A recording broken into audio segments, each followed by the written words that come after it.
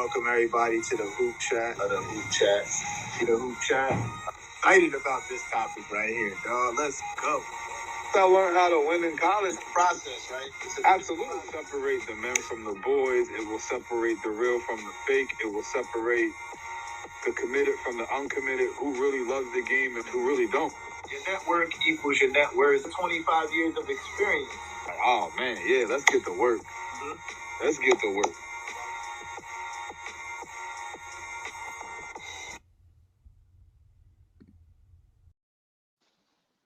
And we are back. Welcome back, everybody, to another episode of the Hoop Chat. You already know, man. It's your boys, Coach Nelly. That's my counterpart right here.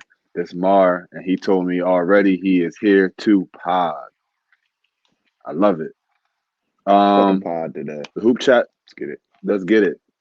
The Hoop Chat is brought to you by Wayne's World, and it's also brought to you by Mars Basketball. Do me a favor, go to marsbball.com, and if you want to be inspired or motivated as a player on and off the court, please check out and see what's going on the website. We appreciate you. And if you could go to the Hoop Chat, if you could go onto YouTube, if you could search the U Chat and hit that subscribe and like button, and please help us grow, man. If you grow, we grow.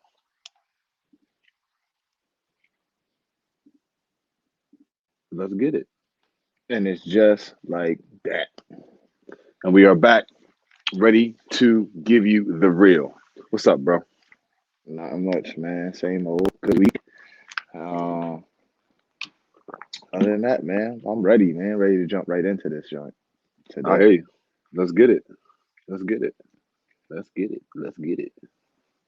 What you want to start with today, man? You know what? Last time we was on, we didn't get to address something that you wanted to talk about.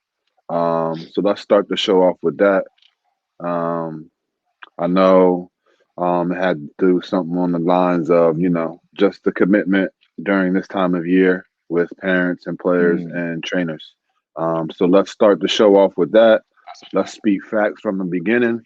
And you already know, let's get to work. Yeah, man. This is definitely for parents and players that obviously are in season. What I've experienced over this past year, just because, and this one kind of amplified it because this season in New Jersey it's only 15 games, right? Right. And they play 15 games, and there isn't anything else after that. There's no playoffs, there's no sectionals, there's no nothing. After March 6th, high school basketball is dead. So we know that right after high school basketball season, we're gonna be gearing up and getting ready for AAU in the spring. And then obviously in the summertime for the live periods for those guys who are looking for scholarships, things like that, right? Right. So I got a bunch of kids that have been training, and I was very adamant about explaining to the player how important it is to continue to maintain your training regimen throughout your season, and primarily because I just never understood the logic of doing something that is helping you improve, sharpen, hone in, your skill, and then stop, and then go into your season. And now, where are you getting the reps? Where are you getting the reps of the shots? Where are you getting the actual instruction to help you continue on, your course of improvement as a player? So and in this conversation, young boy, and trying to explain to him that you want to constantly improve. Like, you don't want to get to a certain point where you work throughout the summer, work throughout the fall, and then boom, as soon as your season hits, you stop doing the things that got you to where you were feeling confident and comfortable. And what I've learned over time and explaining to this young man is a lot of you kids, you guys go into your season, and then no sooner as you hit a slump, then you want to hit me in this, can I get a workout? And then your parent is hitting me up talking about, can we get a session in? And almost, in a lot of ways, the ignorance of the parent not understanding that the process is what got that kid there. It's not a quick fix.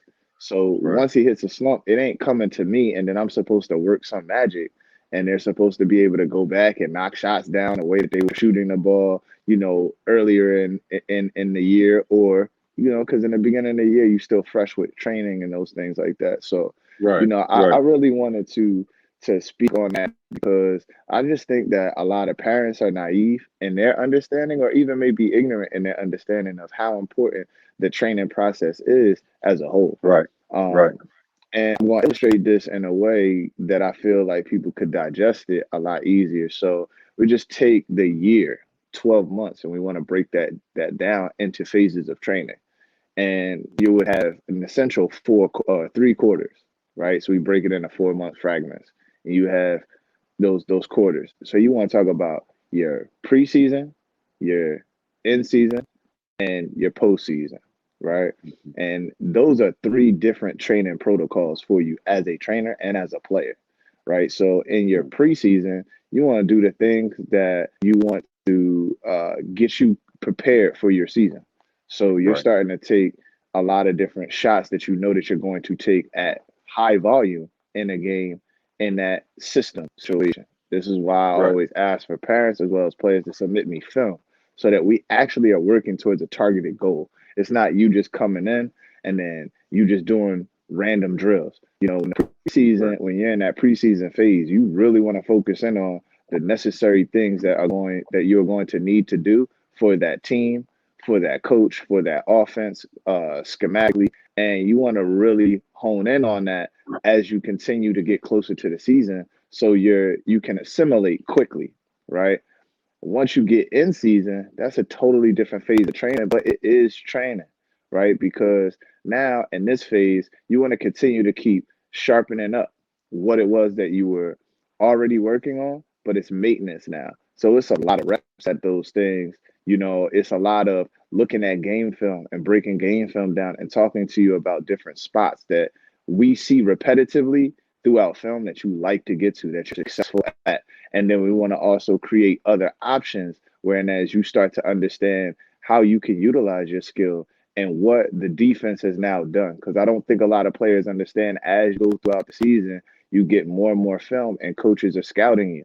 So you want to be able to, you sit with your trainer and work with your trainer on being able to read what the defense is doing to you from game to game. If you start off the season hot, you know that you're going to start encountering certain defensive strategies that are going to force you to do other things.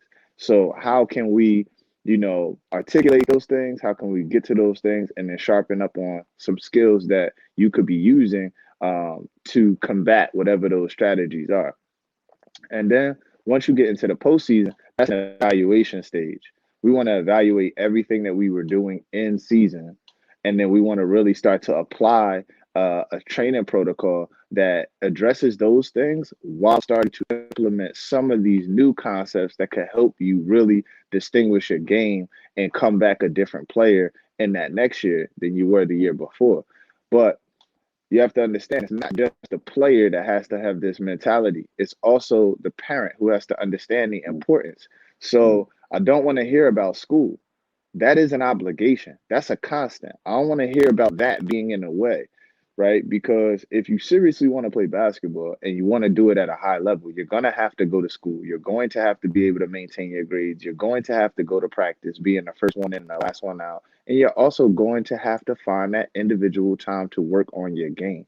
So this Right. is a full out commitment to the process. This is not a quick fix. This is not something that you could play around with, because the time that's needed in order to improve is a significant amount of time. I think people think that you're going to go from here to here, and Right. that's the improvement, right? And if that isn't the improvement, then the trainer didn't do a good job, or Right. it's something wrong with whatever it may be, or the kid may not. I just don't think that he's good enough, and it's like that's not the case. It's just the process of learning and developing, especially in the game of basketball, just takes so long, bro. Like Right. you could be working for a full summer on your pull-up jump shot, and it still not be silky smooth, but you develop confidence in it. You understand and recognize where to use it. That is the development. Right. and just the Right. simple attempt. And we see this, occur with NBA players. We see this with someone like a Giannis, right? Which we're still waiting to see where the development becomes a part of your game, right? So we Right. know that Right. he's been working on taking jump shots, right? We know that he's been working on the three ball, but he's still not knocking it down with any high efficiency. But he's now willing to attempt to take it, right? Whereas he wasn't even looking before to take it. There's development there, right? And that's through rigorous hours of doing the same thing over and over. So for Right. you parents, you have to understand that you can't allow your kids like anything else. And this is what I like to liken it to. It's just like school. Like if you've been using a tutor for your math, and since you've used that tutor, you've gained more confidence, more know-how, more understanding. And then as a result, when you're sitting in that classroom, you're way more alert, aware, and you feel good about what's being taught to you as per your ability to comprehend and execute, right? Now Right. you Right. eliminate that tutor. What do we think is going to happen? You're going to regress because that tutor was being able to provide insight to you in a certain type of way, right? A more intimate way where you're developing an understanding and completion. Now you eliminate that and now you defend for yourself. And when you're fending for yourself, understand you contacted the trainer anyway. Like Right. it's not as if the trainer should be contacting you about getting in the gym, contacting you about, working on your ball handling, contacting you about film and watching the film and sitting down with you about it. These are all things that are comprehensive things that need to be approached properly from everyone involved, parent, player, and trainer. And I'm one of those trainers who are here for that. But what I'm not here for, and I posted this earlier this week, is I need players and I also need parents that are going to match my work ethic. Like I'm willing to work and put the time in to help your kid develop. I don't need all stars. But what I do need is people who understand and conscientious of the process and are dedicated and committed to the process. And then we let the chips fall where they may. But I'm pretty sure if you guys were aggressively approaching training throughout your season, that you would have way more positive results and it'll give you way more confidence. And that commitment to the process is going to really show up a year from now, 2 years from now, when you are really shooting the basketball in those situations. When you are doing the things that now your parent is like, oh man, I remember he wasn't doing X, Y, and Z. And all of a sudden he just started doing it. Like, yes, because the repetitions catch up and then you start to apply. And once you start to apply and you start to see a little bit of success in applying, now it's I'm gonna go to it now. Now it's a part of Right. my repertoire. So that's a Right. complete process. And I just wanted to talk about that real quick. We're about Nah, 14 minutes in. that was good information. I mean, especially for you as someone that this is what you do on a daily basis.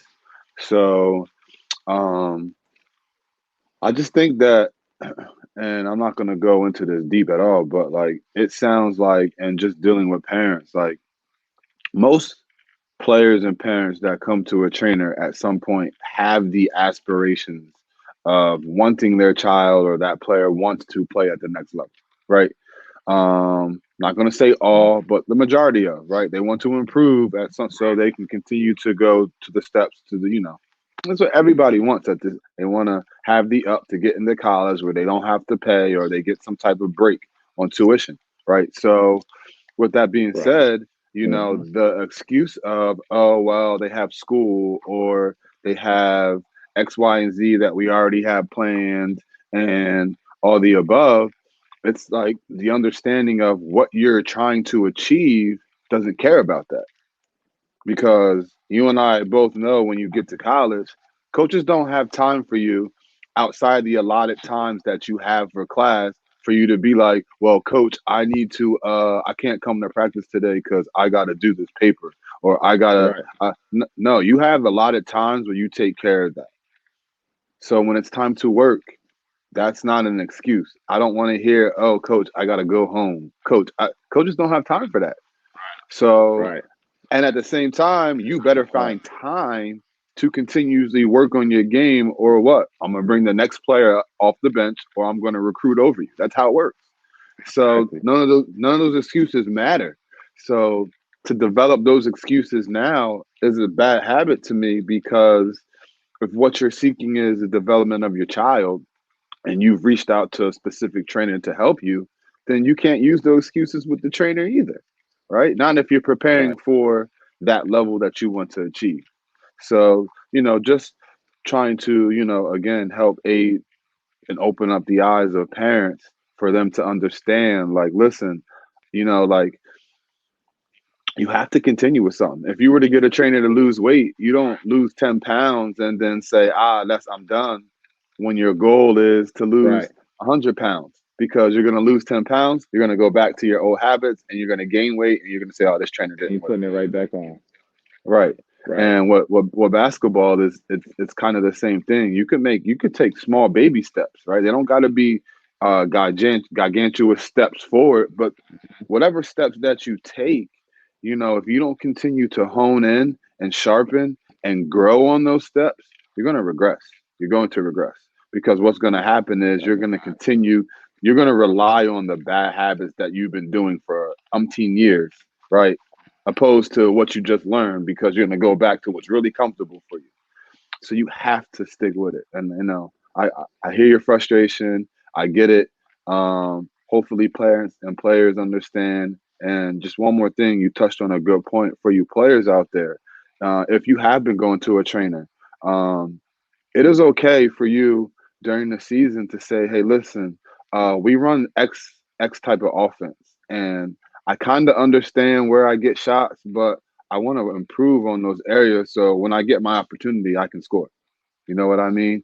Or when I get my opportunity and it's my time, or I can be better. You know what I mean? These are the type of shots that I get in this specific offense, how I Mhm. come off screens, reading the defense. Those are all things that you should be able to take to your trainer, and he should be able to break that down and help you and aid you. For sure. And if they can't, then you were the wrong person. Right. And that's what I was Um, going. That you brought up a really good point. I don't want to cut you off, so go ahead and finish. but But I want to add on to that. no, that was it. That was it. Like, because you had said, it's preseason, postseason, and during season, and the phases. And I just really believe that during the season, like, your postseason workout with your trainer or your preseason workout with your trainer is going to be different than your in season workout with your trainer. And it should be, because he should not be Absolutely. focusing on you, specifically what you're doing with your team, right? Right. Preseason and postseason are things that where you can continue to get better, add things to your bag, things like Right. that. But when you're in season, some of those things that you work on might be something that you'll be using later on in your career. It might not be designated or designed for you to do with your team that you're on, right? So I think it's important that players take take those situations to their trainers, and that trainer have the ability to, okay, I'll break this down and we'll work on finding shots and improving on these areas. Could be coming off ball screens and you're not a strong enough, confident ball handler and handling that ball for that a lot Mhm. amount of time for that, whatever the case may be, right? But those are things that are important, and I think players and parents should understand For sure. For sure. Just to add on a little bit, and I think that was great stuff that you just gave. A lot of you players also have to understand, like, it's not really a choice. Like, you don't really have a choice, even though you do have a choice. It's understanding that if you look up to LeBron James, if you look up to whoever your top players are that you look up into and you enjoy watching, and you like, yo, he's a killer, he's nice, he's this, he's that, whatever. You have to understand those players are working out pre-game. that. There's a pre-game workout. And I'm not Some talking about post on game, court. I'm talking about a pre-game workout for their body, right? right, And then they get on the court. These are hours before the game starts. Then they get on the court. Then they go back into the locker room, or whatever it is they got to do. They chill out. Then they get through their pregame stuff. And there's a routine right, that's associated with their pregame stuff.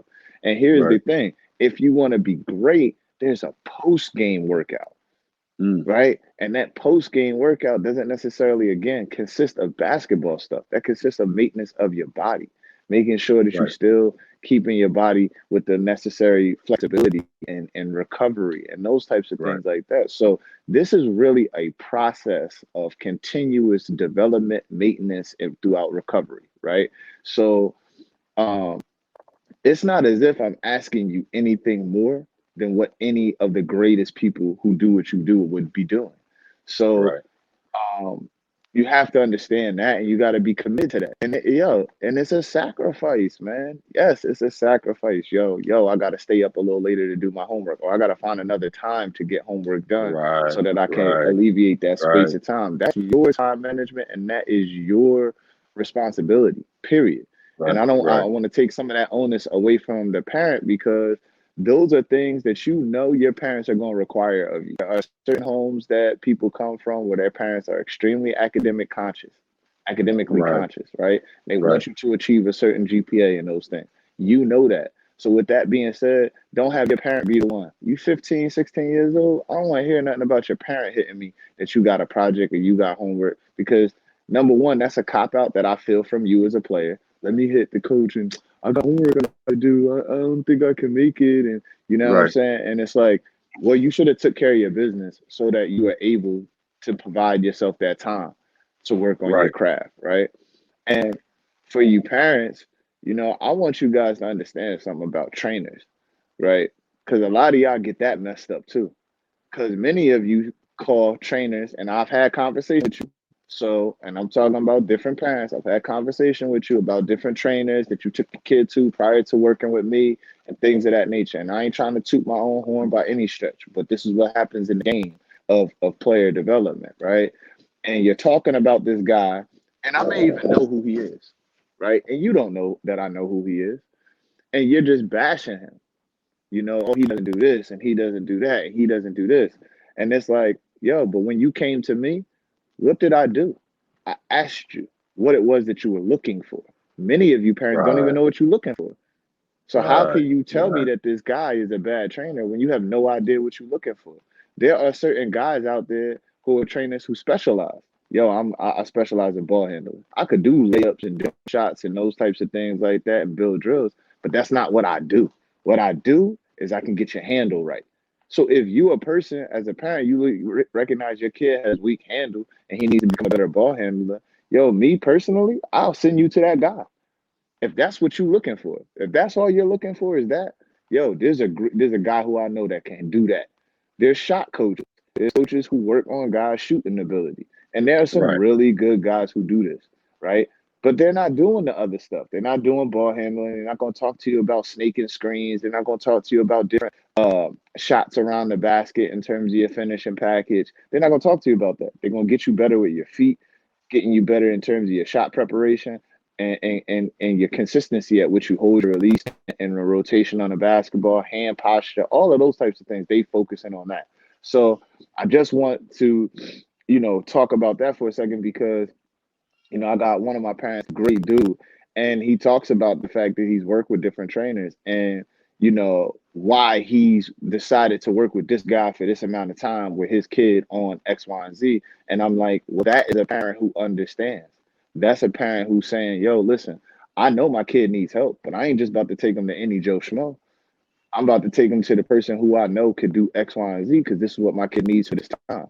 And guess what? We may even continue our relationship, but I may reduce the amount of exposure because I may be wanting to go to another phase of something that you don't necessarily focus on as much. And there's another trainer who can provide that. You know what I'm saying? So for parents, know what you're looking for. It's the same thing like when you pull up to a mechanic or to a doctor, Mm. you want to explain those symptoms and see if that person can actually handle what it is that you have dysfunction in before you go ahead and throw your money out to them, or before you go ahead and throw your money out, be displeased, and then you want to badmouth that dude. Because I keep it real with you, we all know each other.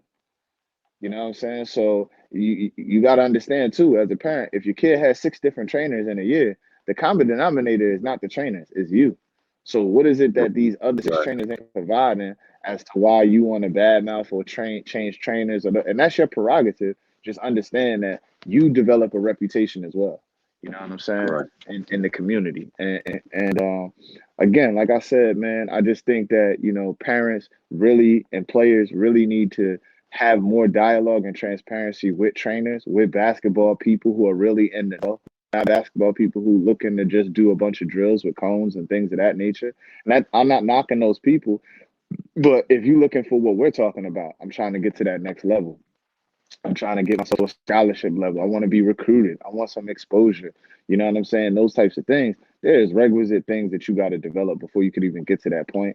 And the parent has to understand that, just like they understood school, they will hold their teachers accountable. You want to hold your trainers accountable. And me personally, I have absolutely no problem with that. If you walk into any of my sessions, which I invite you to, you can ask me whatever question you want, obviously post training. And that's my job, is to explain what it is that we're working on and why we're working on it and what the importance of it as it relates to your child is. If I can't do those things, then I shouldn't even be doing the drill. I shouldn't even be doing the skill. I shouldn't even be working with your kid. I don't get offended if a parent asks me these questions. You understand? Right. Because it's my business to be Right. able to provide those things for you. And that's the accountability that I accept in the position I'm in. You feel me? So that's all, man. Yo, match my work ethic, man. I'm a work horse. That's what I do. I'm in the gym. I work. I make myself available for players on and off the court. And that's the biggest thing, is I'm available off the court. So I know there's a lot of trainers who are great at basketball training and all of those things like that, but you have to understand about a trainer who utilizes basketball for life skills.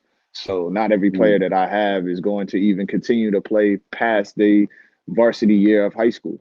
You know what I'm Right. saying? And that's Right. cool with me. That's really cool with me, because I have an opportunity to really make an impact on these families and these kids' lives in a way in which I know my training could be extracted for different things that they can go through in life, and they can fall back on. Coach push me these types of ways, or you know what I mean? He narrowed my focus and my vision, and allowed for me to have the discipline to be continuously working towards something. And I saw that, so I can extract that, and I could use that as a reference point in my life when I go forward to say, yo, I could accomplish X, Y, and Z if I just put the dedication, hard work, patience, and sacrifice, put that all in a blender and just work on it daily, and I'm gonna be there. You feel what I'm saying?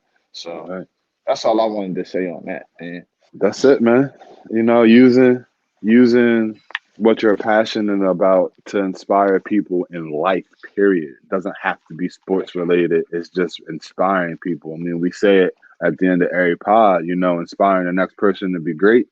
And that's using what God has given you, your craft, your ability, just to inspire. That's it. And it's a beautiful thing.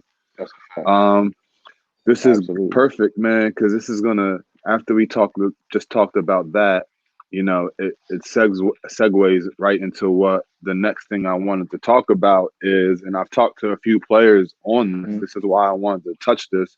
Um, how you can impact the game even if you're not a scorer. Um, and Mm. I've said a couple times throughout the last couple pods, I have spent a lot of time in the last 2-3 weeks just watching high school basketball, whether it's, kids that I know and worked with, whether it's coaching friends or whatever the case may be. It's, I've had players hit me up, man, coach not letting me play my game. I've heard that a couple times. Or um, I just can't get down with the offense. It's not showcasing what I could do, right? I've heard a couple times. And my Mm. thing to every player that has said that, well, listen, you know, the, the ball's not falling for you right now. You're in a slump, or you're not shooting the ball right now, or you're not offensively producing how you thought in your mind that you were going to produce, right? How are you impacting the Right. game in Right. other ways? And that's my question, and my question will always Mm. stay constant, because there are going to be times throughout your career as a player where it's just not going for you. That's Right. one. Or two, you might not just be the guy on that team, right? Mm. You might have other talented players that you're playing with. There are going to be situations as a player where you're on a team and maybe the relationship with coach and the other guys are better. And he wants to go that way, and he's not looking at you as to be one of those guys. So the offense isn't geared towards you. Your role isn't what you Mm-hmm. expect it to be. Um, Mm-hmm. And I can say the same. I'm going to say this. It doesn't matter. I don't care. It doesn't matter. How are you affecting or impacting the game in other ways? Um, and here's some ways that you could do that. The one thing that you can always control, and we said it last week, is your effort and your energy. Now bring that effort and your energy and focus it on the defensive end. Every coach in America, in the world, will take a player and keep him on the court if he is focused and locked in on the defensive end. You're not getting beat No off the doubt. dribble. You are communicating, effective communication.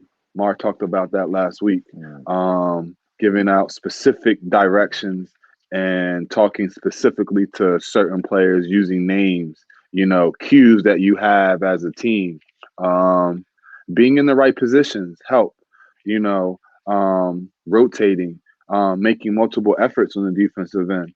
Um, if you can play defense, you could play for anybody because at that moment, the coach has entrusted you in knowing that, listen, this kid's not going to give up anything on the defensive end, or he's going to be one of my better defenders. Mm-hmm. I can always keep him on the floor. I can hide you offensively, right? Maybe you're not the best offensive player. I can hide you offensively, but defensively, I can't hide you.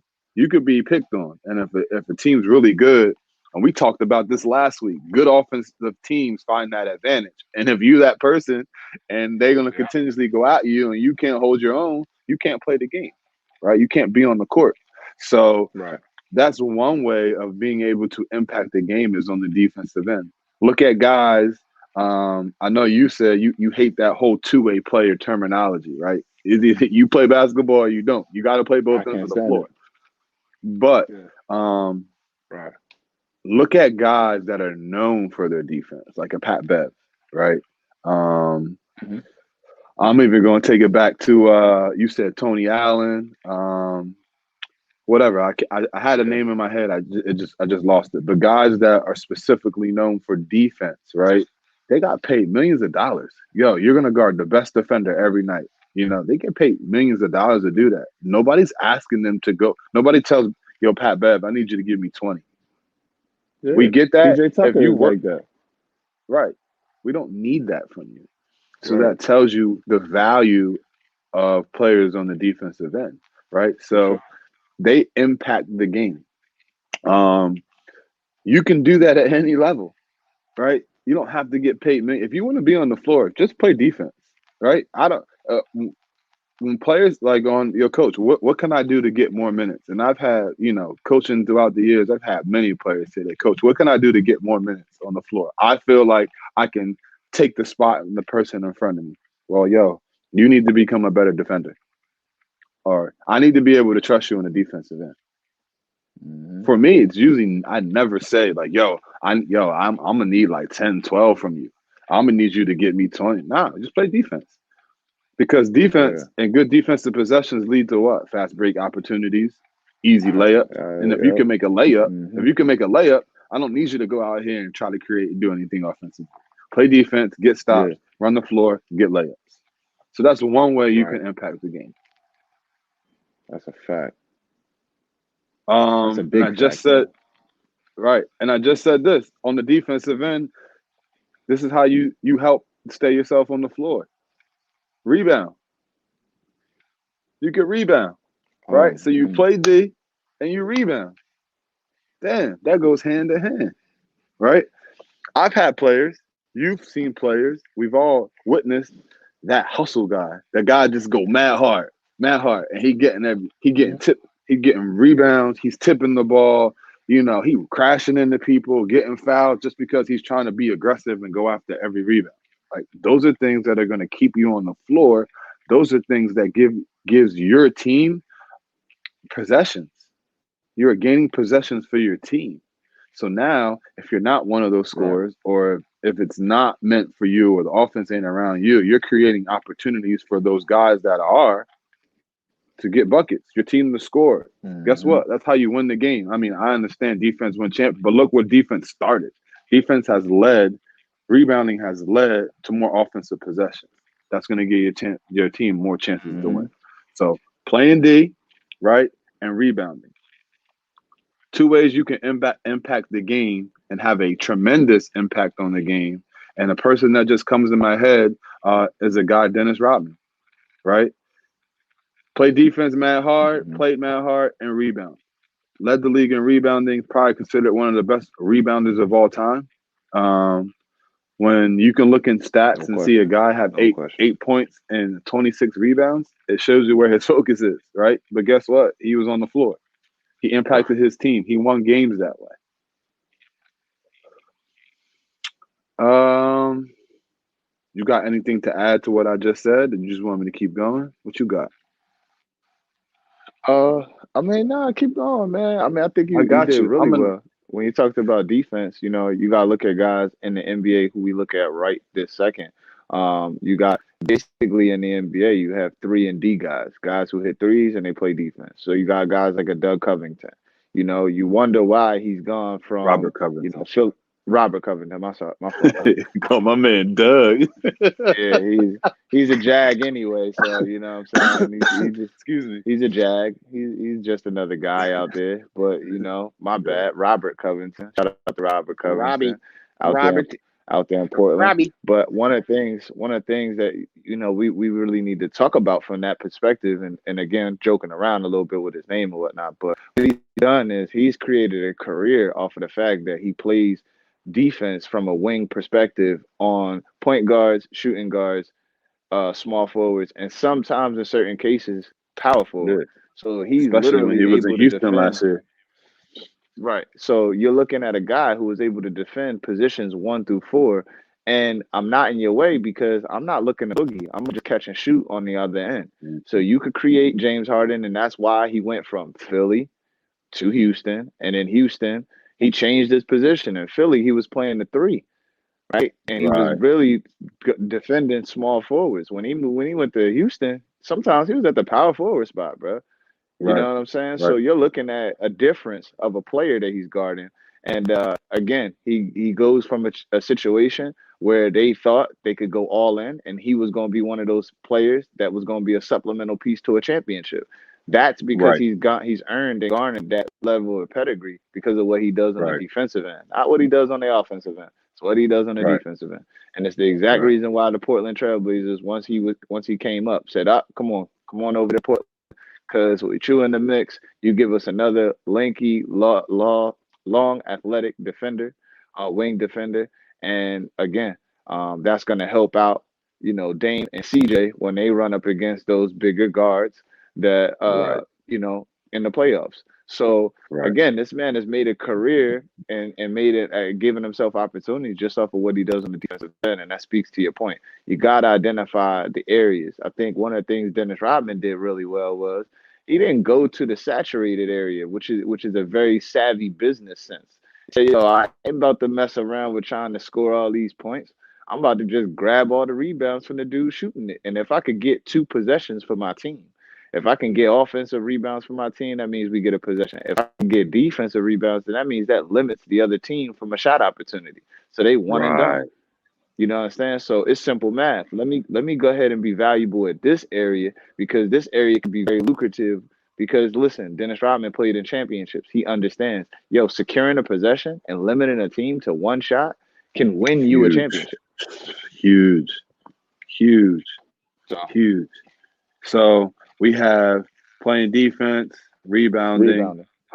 Another thing that goes hand to hand with those is, like I said, being the hustle guy. If you could be a guy that is going out and diving on the floor and getting 50-50 balls, especially for me as a coach, I love you. I love you. If you're going to Yeah, go to like the floor JB. and you're going to be that, yeah. You Shout out to remember JB. JB? Shout out my Yeah, man shout out to JB, JB. man. That C Word from up. Cedar Creek, man. Like, that was Hmm. a kid.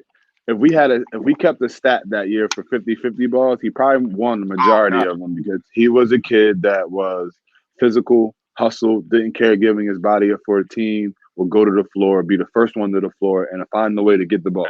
Find a way to absolutely. get the ball. And That's the those thing. He would players, always find a way to get to the ball.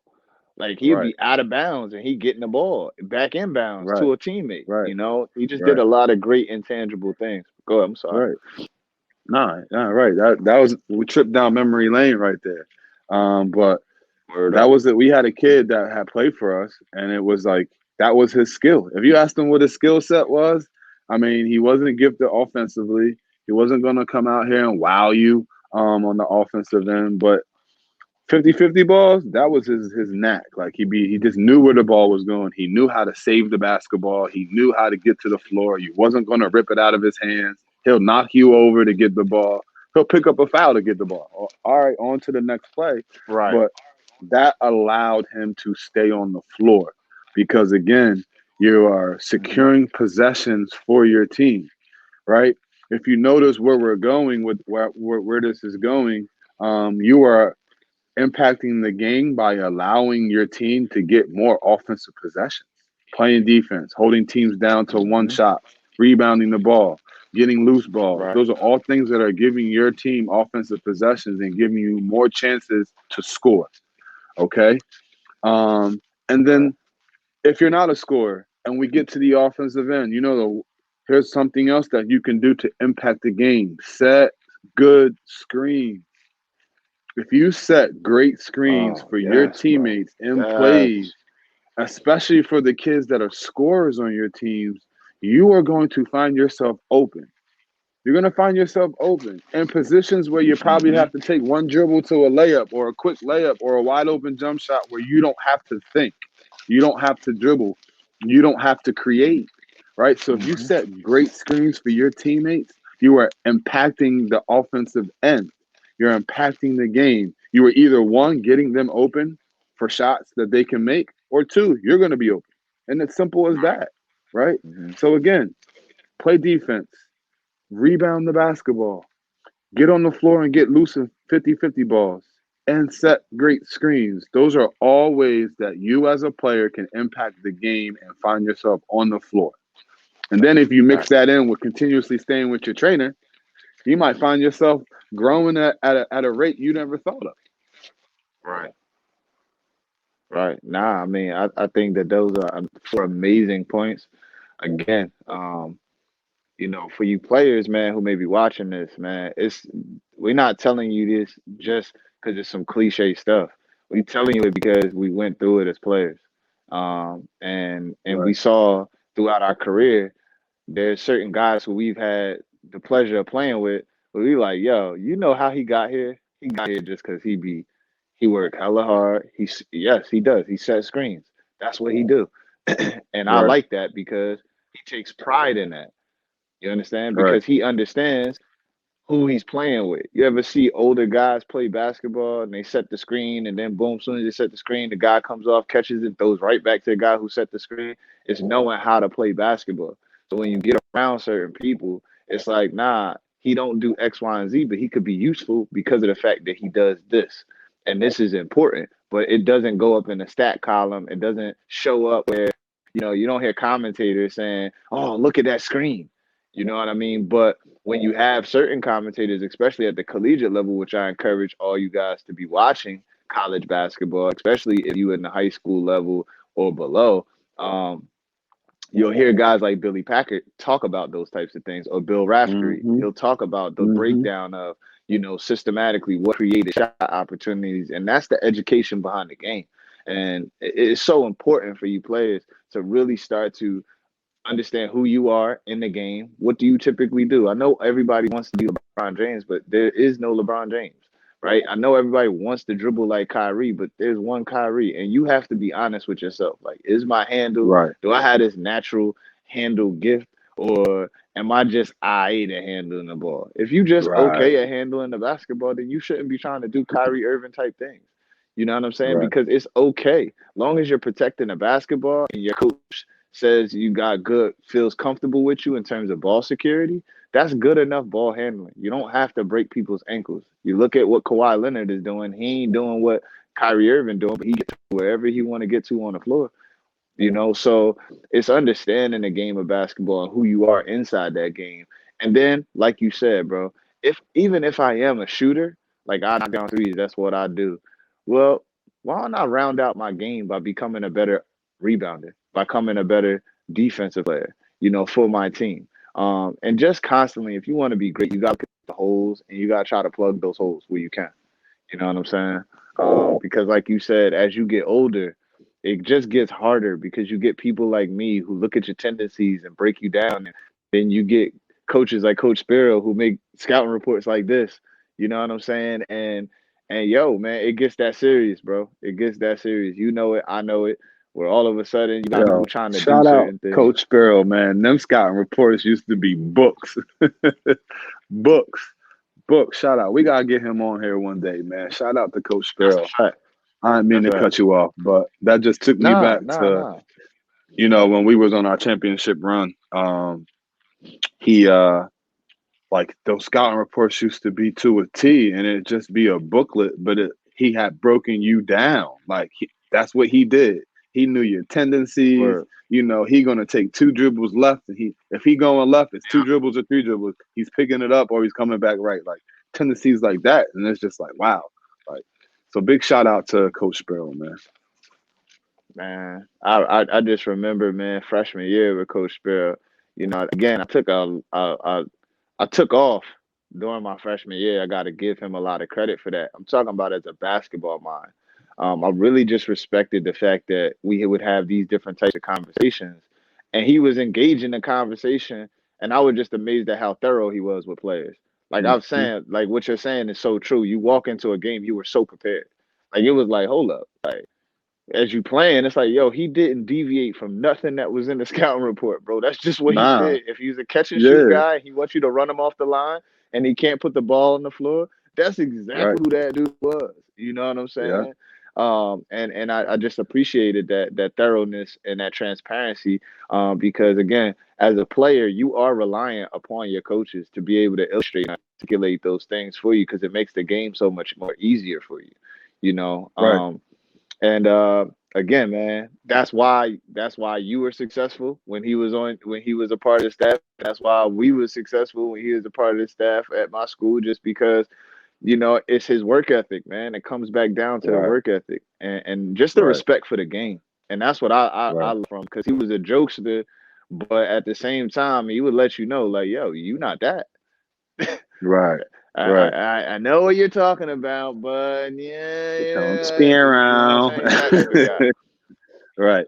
You know, and That's my guy. He's the for you Coach Sparrow listeners here. out there, no, we didn't go to the same schools. We didn't, but Coach Sparrow, he was on the staff when I was at Adelphi, and then he left and he was on the staff at CW Post, LIU CW Post, Right down the street. and then right, which is basically like a rival for Adelphi because they're so close.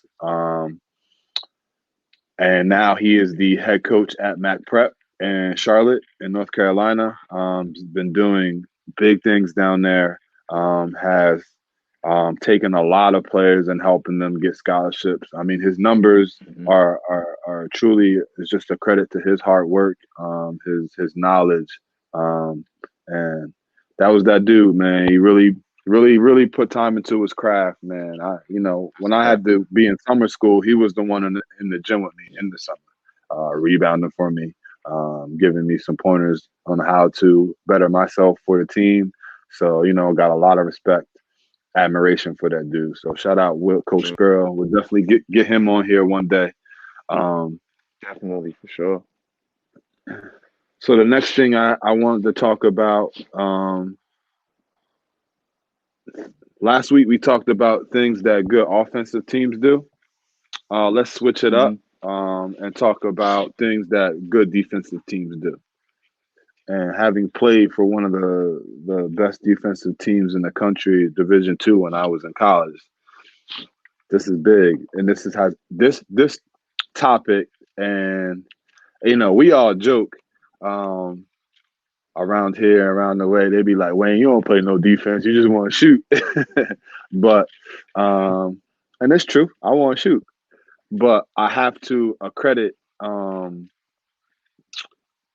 Coach Ferry and my years at Adelphi on changing, or I should say, expanding my game to understanding how important the defensive end is, and then just being a part of a special group.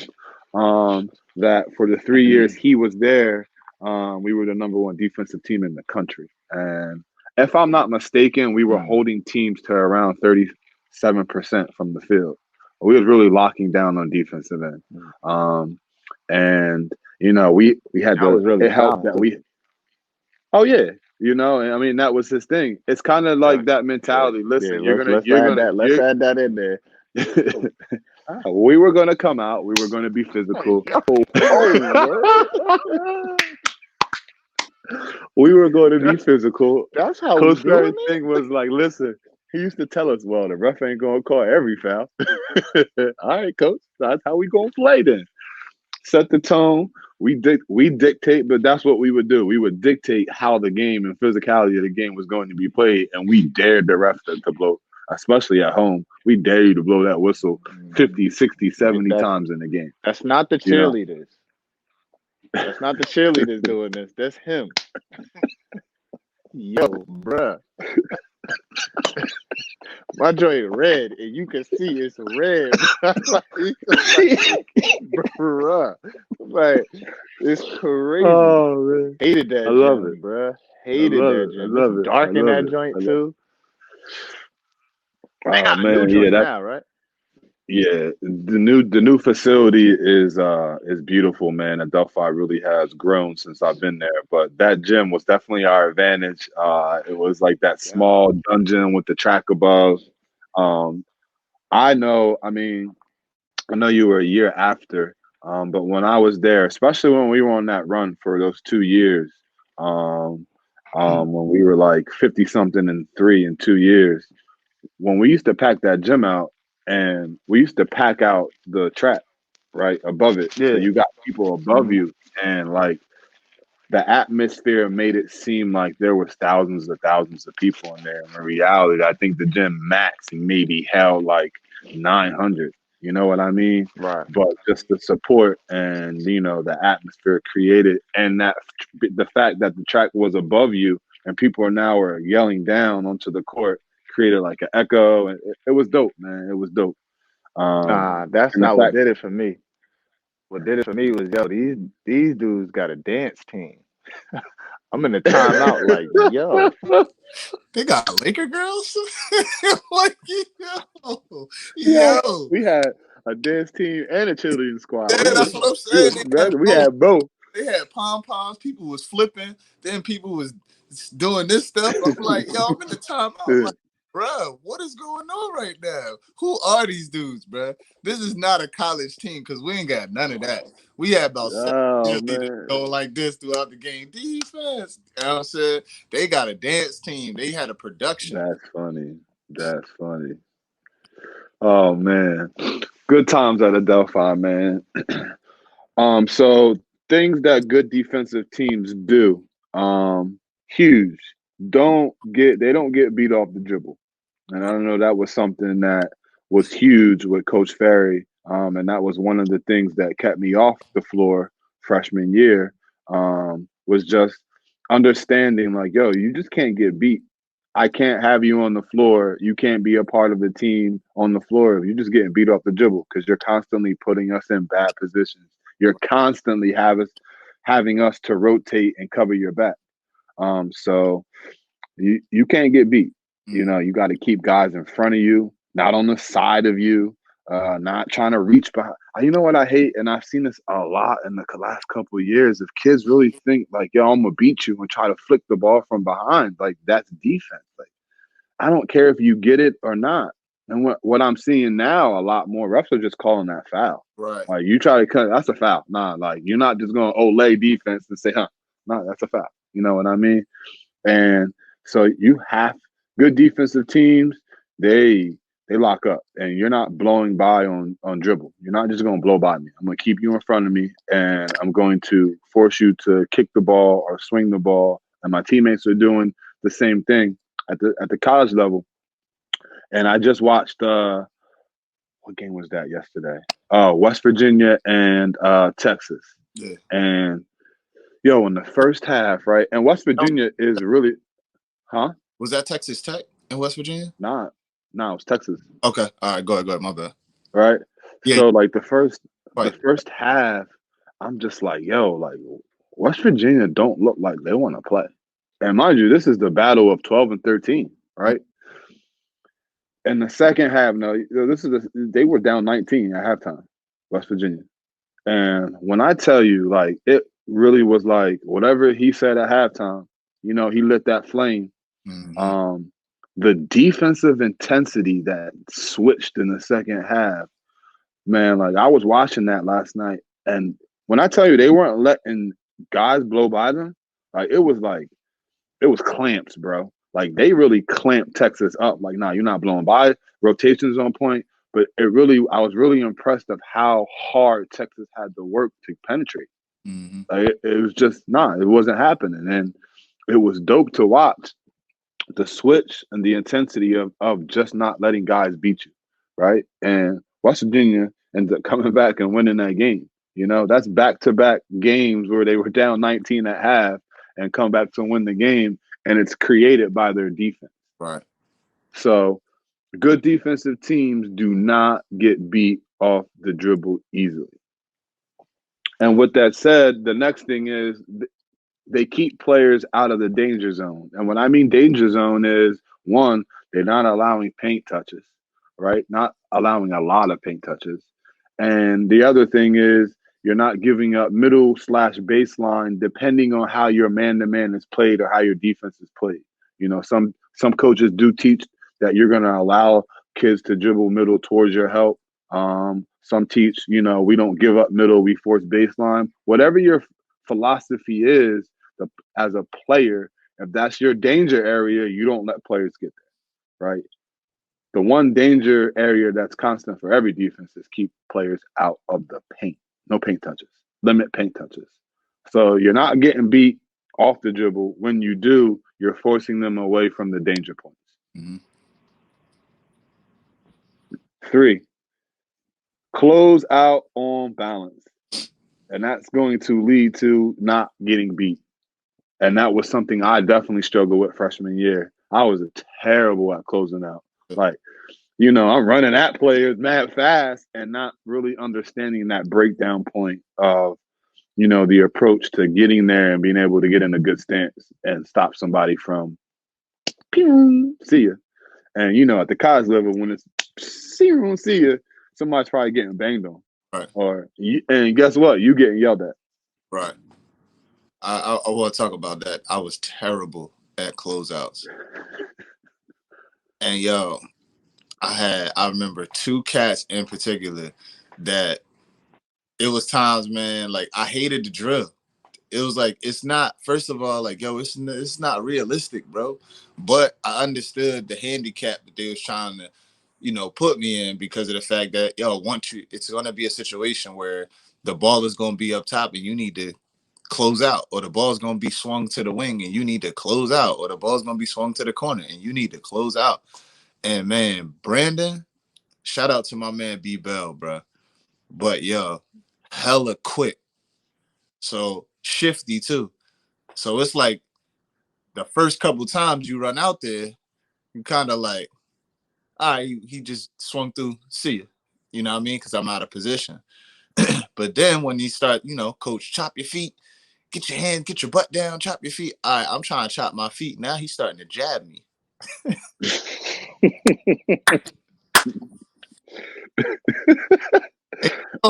You want to chop your feet? Oh, all right, I got something for that. Oh, and listen, the crazy thing about it, bro, is how the line be, right? So it's like one guard, the line of guards, and there's people just standing behind, just watching you.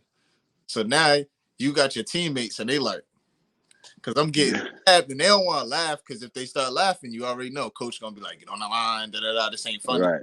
So like under the jersey, like this, crying, bro, crying, because every time he's starting to play with me now on some MJ stuff. Like I'm closing out, he'll jab, then jab again, then see you later.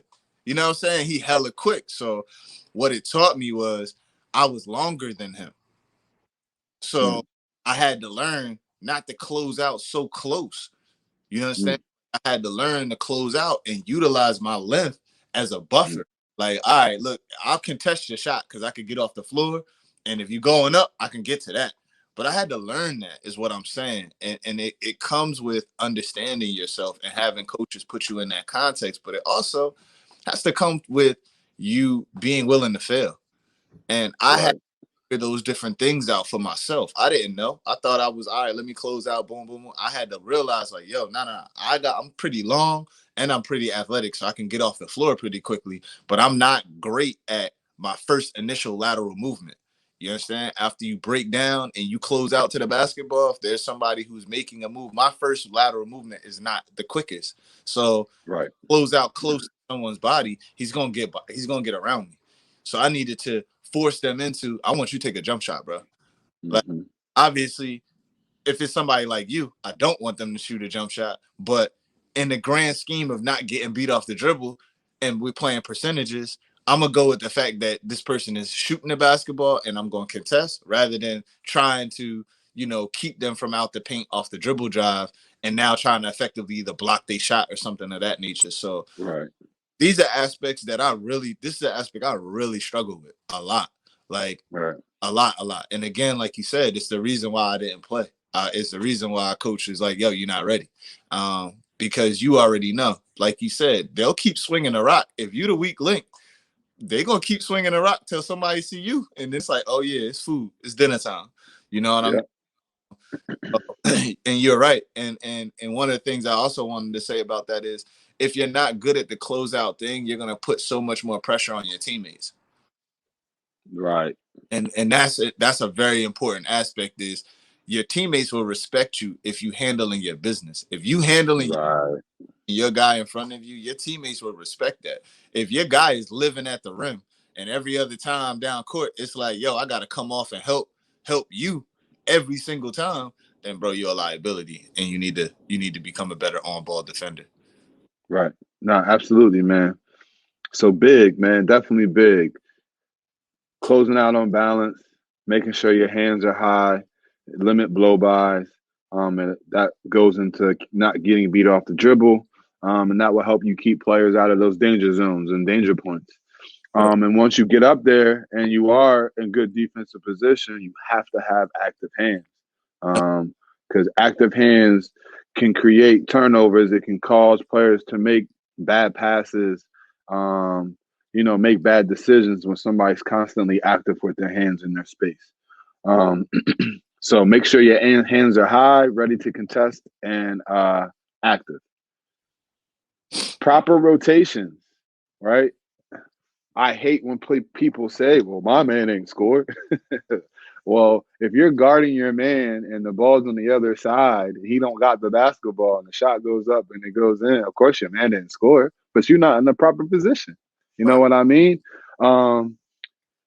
Good defensive teams understand the urgency of help defense and understanding like, yo, the ball is not immediately in the danger, right? Meaning that the ball's not in my player's hands, that I need to be in my proper help rotation, whether it's one pass away deny, whether, we're in like the pack line and I'm one help in the passing lane or help in the dribble drive lane, two passes or more, I'm in the paint, right? Ready to help. If there is dribble penetration and breakdown, because listen, there's no team in the world that can stop people from getting in the paint. There's going to be some defensive breakdowns that happen, but the recovery point is the help. So if you're in the proper positions to help, you still can contain the basketball. You still can stop that dribble drive, right? Good teams are in help position and then are able to get back when the ball is swung. If the ball's kicked to their man, they're able to sprint out there and do what we just talked about. Close out on balance, hands high, ready to play and not get blown by, right? Those are the essences of good teams. They're able to help and recover. They're able to help each other out, right? They rotate. You rotate knowing that your teammate has your back for the next rotation, right? That's a trust thing. Like if I go rotate the stop and I'm leaving my man to help, I know that somebody's going to help take my man. And that is huge, very huge. The next thing that goes into it, and we're going to continuously say this probably through every pod when we talk about basketball, is the communication aspect of it and effectively communicating. Not, hey, yo, you go. There's no yo. It's yo, Lamar. Lamar is in help. Yo, I got your back, Wayne. I'm in help. I'm baseline. I got ball. Yo, take mine. Yo, B-Bell, take mine, rotate. Like communicating effectively and pointing out directions to your team by calling out teammates' names and letting them know what you're doing. That I'm a defensive minded coach, and that's a big aspect that I hone in on. I hate when players be like, hey, yo, hey, yo, nah, who are you talking to? right? Be specific so that person knows what his next job is. You said it last week. When I specifically say your name, I'm alerting you to let you know you got to make some type of action. So you better be preparing yourself in your head, right? Like, yo, or then he called my name out. Like, all right, where's he at? Mm-hmm. All right, I'm understanding what he wants me to do. So now you're preparing yourself mentally to make that action. That ayo stuff, nobody knows who you're talking to. Yeah. You're just making a bunch of noise, right? So you have to communicate effectively that will allow your teammates to do their job, right? Do their job and do their job well. You have to understand who you are guarding. That is huge. Every player is not the same. You know, I I've had times where I tell my kids, and this will come from scouting, like, yo, this kid can shoot the basketball. And I mean, when he could shoot the basketball, he could shoot the basketball. I'm not over exaggerating when I say that, right?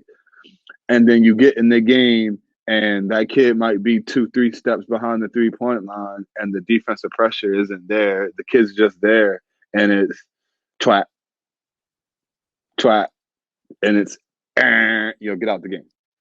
But coach, he was, didn't I tell you this kid could shoot the basketball? I tell you this kid, if he's open, he will let it fly. And a lot of times it's cash. And then if it's one, then it's two. Then if it's two, then we're gonna be in for a long night, right? And that's just understanding who you're guarding. Understanding like, yo, if this kid's 2, 3 feet off the line, it doesn't matter that I'm not up on. Like it matters that I'm up on him because he can shoot the basketball, or vice versa. If this kid's blowing by me, I don't want to be so much up in his face. Like you said, I don't want to close out and be all up on you. You're going to buy me every time. Right. That's not understanding who I'm guarding. So you have to understand the player that you're guarding because that will help you become a better defender and help your teammates. For sure. That's a fact. Making multiple efforts, huge. Huge. Yeah, you might have rotated to stop dribble penetration. Your job's not done. Your job's not done. Until that basketball is secure in your possession and you're going down to the offensive end, your job's not done. You know, we used to do a drill in college where you had to close out, the ball swung, you had to get back and help. The ball swung, you had to talk and communicate. The ball swung, you had to take a charge. The ball swung, get up off the floor, kick out one-on-one, right? Making you and get a stop. Get a stop, get the rebound secured. And sometimes we would do that where it was like, yo, you got to get 3 in a row. Three in a row. And then you looking at the clock and you the guy in the middle. And if you're not getting the first few, then you start getting tired. Then you get fatigued. And then it's like, and coach like, well, we ain't getting out. And it might be an instance where you the only person that go that day because you can't get it done. You know what I mean? And it's building, helping you understand like, yo, good defensive teams make multiple efforts in one possession. The rotations, the sprinting, the closeouts, covering each other's back, the switching, leading to boxing out and securing the rebound, right? Very important. When you make multiple efforts, you can cause a lot of, I don't know what the word is, a lot of miscues or misunderstandings for the offensive team. Them not understanding what's going on, especially if they're not a team that's I don't even know what the word is.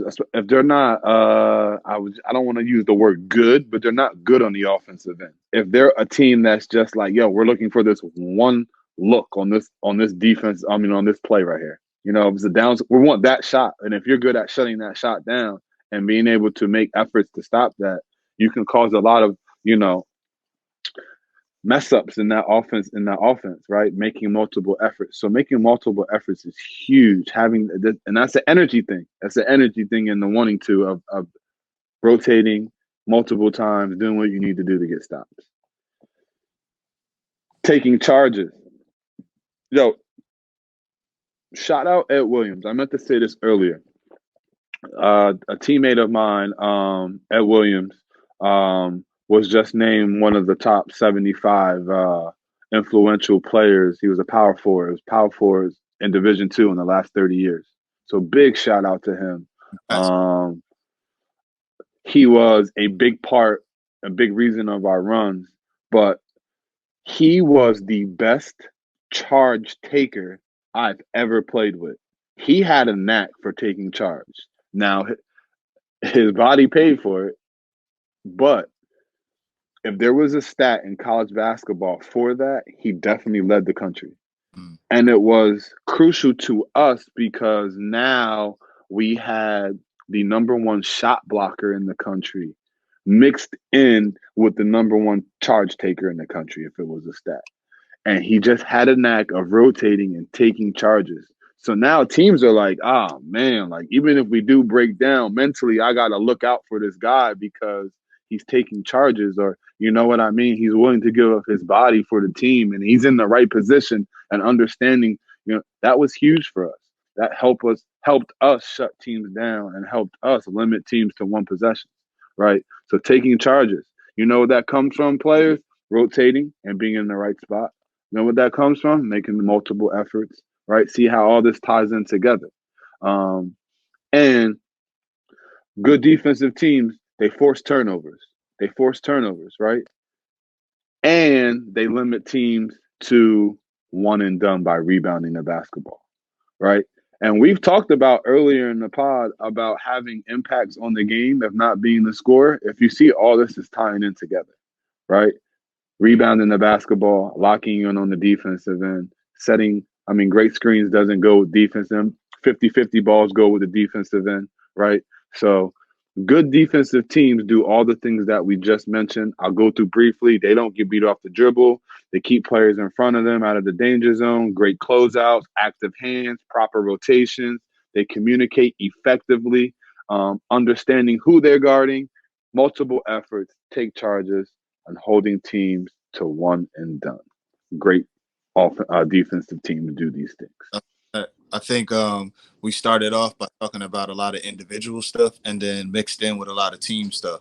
So, on the individual end, all these things are applicable, but we have to understand it works within our team concept and our team defense. And one of the things that I encourage players to do, people to do, is go back to the 2008 finals with the Boston Celtics and the Los Angeles Lakers.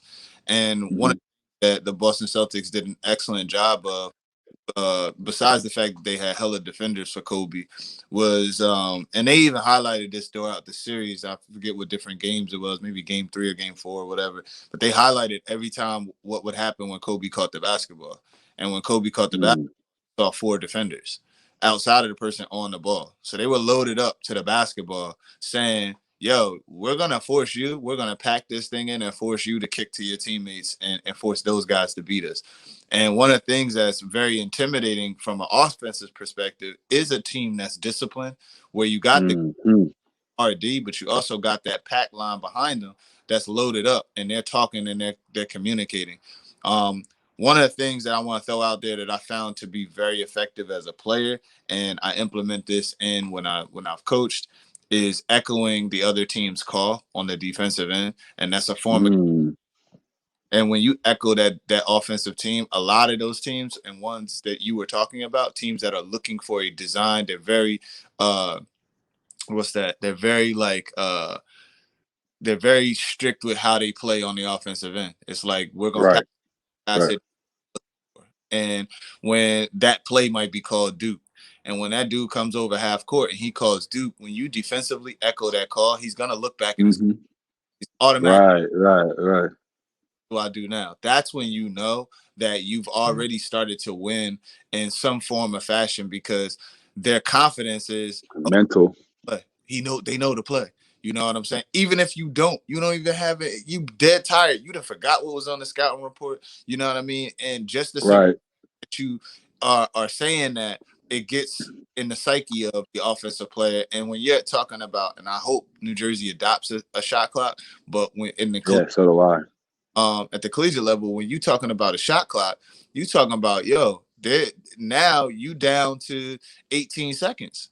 before you got to make, now you got to reset, run a play, and that just helps you on the defensive end. So that's some things I wanted to, a couple things I wanted to add in there. You're not Good point. your man, you're defending the ball. And if we can get that Right. step away from, I know it's man-to-man defense, but it's really you're guarding the basketball. And I think that in and of itself can help players understand a little bit more why it's important when I'm off the basketball to be loaded up to the basketball versus me hugging my man in the corner or having the idea of my man didn't score on me. Well, you're Mm-hmm. if it was a one-on-one game, then you'd be good. But the simple fact that it's a team game, it's not about your man scoring. We don't want the ball to score, and that's the most dangerous thing on the court, and it poses the biggest threat to us on the defensive end. So I think that could help players in terms of their understanding of why it's important rotationally to be where you need to be. So when the basketball is penetrated or your teammate is beat, you're in the proper position for the rotation. And again, bringing up Ed, and congratulations to that man. But it comes from his ability to be able to understand conceptually where I need to be on the defensive end and what the offensive player is doing. See, if you're taking charges, that means that you recognize that dude's heads down. That dude is not able to make another play, and you want to put yourself in position. And the timing has to be. It's not a oh I thought nah. It's a read and boom. It's an automatic Right. what it's doing Right. happening. And I could say for me personally, I know playing against Adelphi throughout my career in college, one of the things that I felt like they did a really good job of is they would help the helper. So a Mm-hmm. lot of systematically, like I felt like once I got to college, like it's kind of like I could beat my man.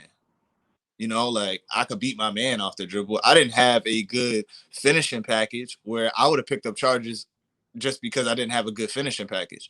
But what Right. and watched on film was I would break people down, break my man down and get by, but I would anticipate where to go with the basketball, and it was another rotational defender to stop me from the drive, but it was also somebody to help where I was going to kick. So once I get ready to kick and it leaves your hand, you're like fuck, because you know as soon as you leave your hand, he in the passing lane. That's a deflection. Right.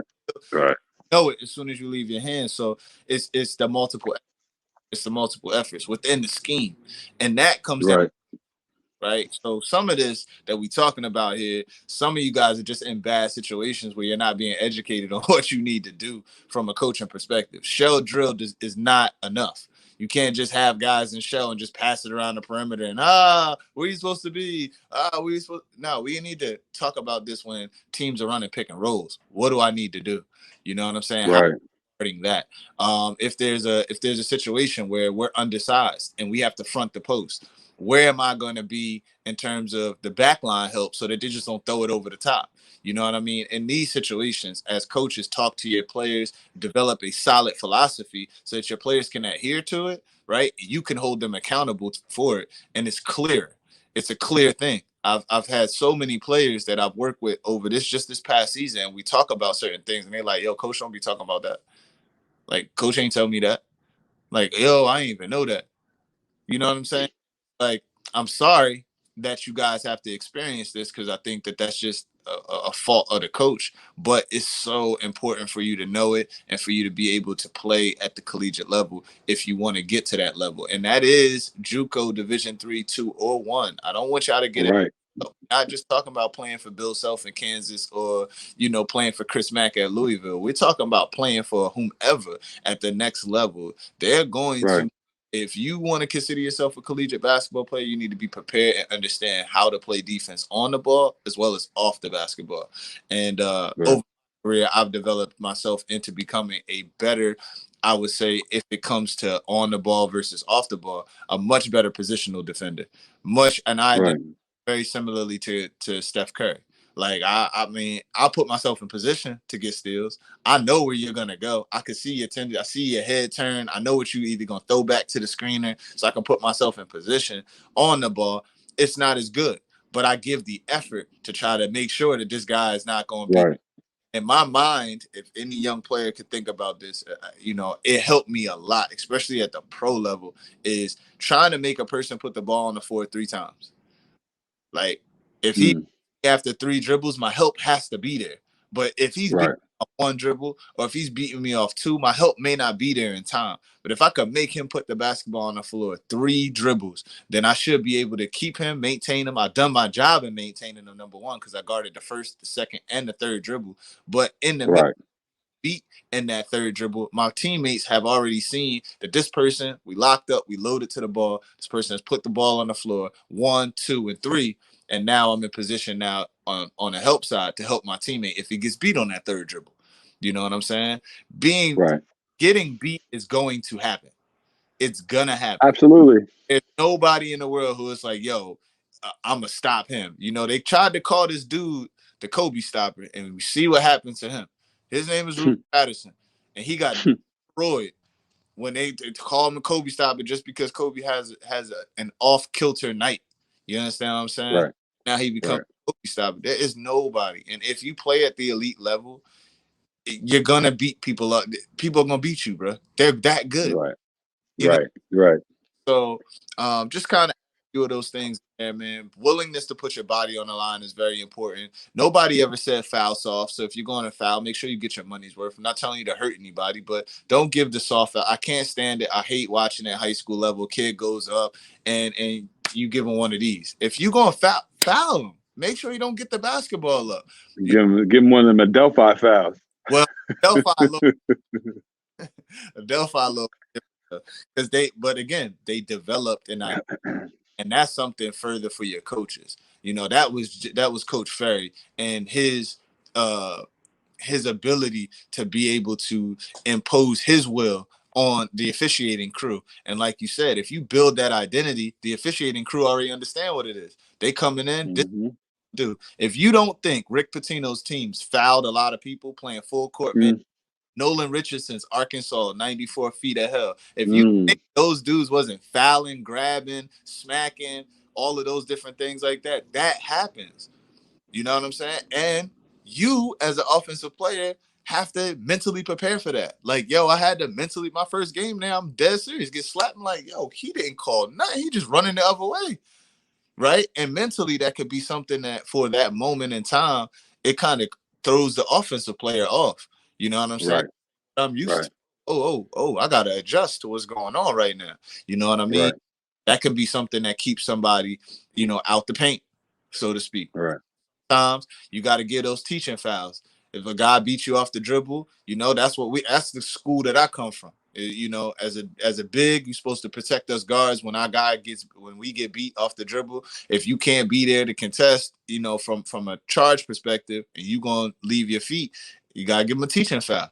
Let them know you ain't coming through here and just gonna lay this thing up. You know what I'm saying? That's not how it's going down. But outside of that, man, I feel like you touched on everything. Really, really good stuff. I think that coaches should think about these things in terms of simplistically, like you laid out here, these 4 things for individuals. I think in your post seasons, coaches need to take these things that we're talking about right now and utilize these things as talking points for your players when they come to you at the end of the year eval and talking to them about the things that they need to get better at. Right. And there's players who are going to gravitate towards what you're saying, and then there's players who are not. But it's not good as a coach to just have a season and then just kind of say, oh, well, you got to get better at this, you got to get better at that, and it's really a focus on the offensive end. You got to be a better shooter, you got to be better at this. Let's talk about what you could do better on the defensive end to help us. You know what I'm saying? Better. Right. Absolutely, man. And one thing, and then we could be done with this topic is, and you just said it, going out for coaches, going out and just doing 4-on-4 shell, rotating the basketball is not teaching your kids how to play proper man-to-man defense. Right. And I think after hearing what you said, I don't even think I'm going to call it man-to-man defense. I'm going to call it man-to-ball defense from now on, because that's what it is. You're playing the ball. You're not playing man. But just some advice to coaches: put your kids in situations in the shell drill so they can understand how to play in that situation, coming off pick and rolls, whether it's a double screen, down screens, flare screens, whatever type, right? You can break down offenses and certain things that teams do, and incorporate that into your show and teach your kids how to guard. What's the next rotation from this point? Because it ain't just going to be 4-on-4 out, rotate. That's not how basketball's played, right? So you have to have and teach your kids to understand positioning at moments and times during positions, and out of certain situations, so they can understand proper rotations. Right. So just some advice to you coaches, that will help your teams become better defensive teams. Yo, let me grab my charger real quick. All right. Well, don't you gotta go? 9:30. Yeah. So yeah, let's wrap this up, bro. So you can get to your next endeavor. The marathon continues. Before we do go, I just want to give a huge shout out to my girl Mariana, man, for being nominated to McDonald's All American. Girl. Obviously, there's no McDonald's game this year, but this is a girl that I've been working with since she's in 7th grade, and now she's a senior in high school. And just to watch the growth, for her to set goals and accomplish every goal that she had set out to do, right? From she wanted to be 1,000-point scorer, check. She is on pace now to be the all-time leading girl scorer at her school, which she's approaching that 2,000 mark. Check. And she's also approaching to being the all-time leading scorer at her school, period. Boy and girl. Check. She committed to the school that she always wanted to go to, her dream school, UPenn. Check. And she not always, but said that she wanted to be a McDonald's All-American. Check. Right. So it is all to her hard work. She's super humble, very down to earth person, but very goal driven, and works hard. She's never made an excuse. You ask her to do something, she's the type to ask questions. She's the type to say, well, this don't feel right, but let's make it work because I want to grow as a player. And everything that she has gotten is she's earned it. So I'm just super proud of that girl, man. I do wish we weren't in the middle of a pandemic and things could be better for her to possibly experience what it is to play in that game, and things like that. But super proud of you, girl. I just like I tell you, this is just the beginning for you. I think you've realized what hard work gets you and where it gets you. So man, I'm really excited to see her at the next level and playing at UPenn. So shout out to you, girl. And congratulations. That is an amazing accomplishment. Wishing you much, much more success in the future. And looking forward to seeing you start your career at the collegiate level at UPenn. That's a testament, man. That's really important for all our viewers out there to take from this young lady is she laid out some goals for herself, and they were very specific goals, as you heard Coach Nelly illustrate. And she was systematically able to accomplish those goals, but in between accomplishing those goals was the work, and obviously in between the work, it was I get this goal, and then I know I got to work a little bit harder to get to the next goal, and I got to work a little bit harder, and look at what happens. Look at what happens for you. You just keep your nose down. You keep working hard. Opportunities present themselves, and you don't even realize in this little town of Wildwood, here's this girl being nationally recognized. You understand what I'm saying? Right. Not from some highly touted situation. You know what I mean? She ain't go to Christ the King. So it's possible is what I'm saying. But at the end of the day, it comes down to you as a player. You make yourself. You understand? Do you have those resources and coaches around you? But at the end of the day, I can't want it more than you want it. And clearly she matched your work ethic. She clearly matched it and wanted to go a little bit higher than she even thought that she could go within her work ethic. And it's yielded her great things. And I'm just happy to see this person have this type of success, especially behind the fact that it was architect. It was written down. It was that sweat equity put in. It wasn't like she woke up and got this opportunity. She really put the time and dedicated. She worked for it. So yeah. And I don't want you players to think it was easy for her because there's a lot of sweat, some tears behind her goals being accomplished, a lot of questioning will it even work out for her, but the one thing that's remained constant was just the hard work. I'm going to continue to work and get better and work and work and work. And again, this is where she is at now. And again, I'm super proud of the girl, man. Word. Super proud of that girl. Word. But that's it, man. Another show down. Sure. I'm super excited because I can't wait for our next show, man. We're about to be at our 10th episode, bro. Like, need to talk about it for like 2 weeks, y'all. You've been really talking about this. Yeah, man. I'm really excited. Like, I can't wait for y'all to tune in for next week for our 10th episode. If y'all could do me a favor before we get out here, if y'all could go on YouTube, man. If y'all could just go ahead and search the Hoop Chat. Word. Subscribe and like. You know what I mean? Subscribe and like. Help us grow, man. We share it. Tell your moms, your dads, your uncles, your cousins, your nieces, your nephews, your baby's moms, your baby's dads. Tell them all. Subscribe to the Hoop Chat. Yes, sir.